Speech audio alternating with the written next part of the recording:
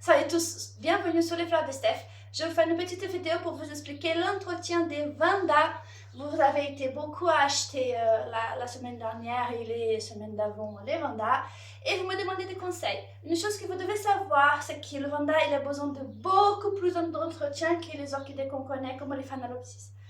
Parce qu'il a la racine à l'air, donc il se dessèche hyper vite parce qu'il n'y a pas de substrat, il va se nourrir que de l'humidité et de l'eau qu'on lui donne. Et donc on est obligé d'évaporiser tous les jours et de mouiller au moins 2 fois par semaine, mouiller vraiment à trompette dans l'eau.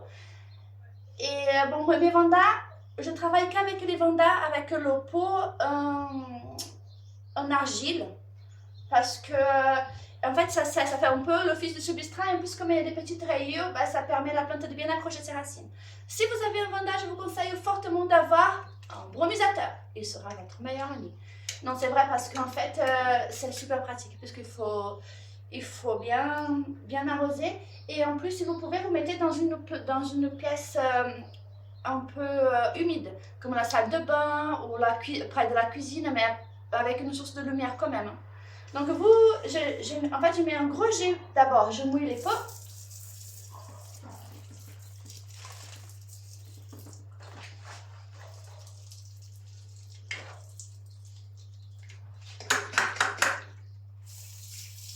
Bien mouiller les pots parce que le pot, comme c'est de l'argile qui n'a pas d'émail ni rien, de l'argile brute, quoi, il s'imbibe d'eau et du coup ça permet que quand la racine de la plante va commencer à sécher, bah, du coup elle va libérer l'eau qu'elle a. Et ça c'est super. Donc on mouille bien les pots.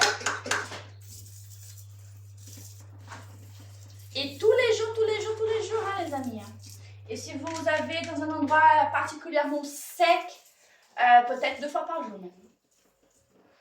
Le Vanda c'est vraiment sublime, mais il faut que vous sachiez que c'est de l'entretien. Si vous sentez pas que vous avez pas du temps ou quoi, non, n'achetez pas parce que ça me fait de la peine de la vendre chez moi pour qu'elle va mourir chez vous. Vous achetez autre chose, Dendrobium c'est top pour les gens qui n'aiment pas trop s'en occuper. Après, une fois que les pots sont bien imbibés, qu'ils sont bien rouges, il faut penser bien à mouiller le fond du pot aussi. Voilà. Après, on vient avec la brume. Hop là, non. Là, sous la brume, bien sur les racines, pour qu'elles deviennent bien vertes. Je ne sais pas si vous voyez de là. Elles deviennent bien vertes, comme les racines de Phalaenopsis une fois qu'on les a baignées.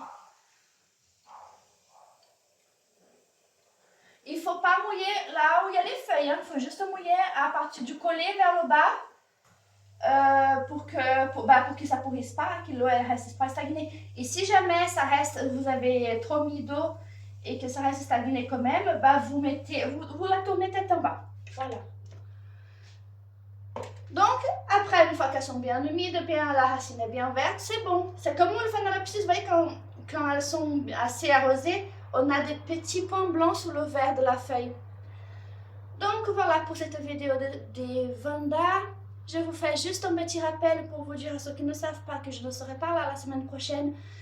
Et selon mon rétablissement, peut-être pas la semaine d'après, donc je ne pourrai pas vous envoyer des colis, je ne pourrai pas prendre vos commandes, ni si vous venez, je ne serai pas là non plus. Hein.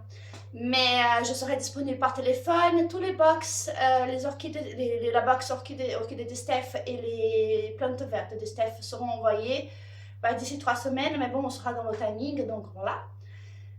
Et voilà pour les infos, je vous fais tout plein de gros bisous et tout plein de gros schmutz pour vous ici en Alsace. Salut!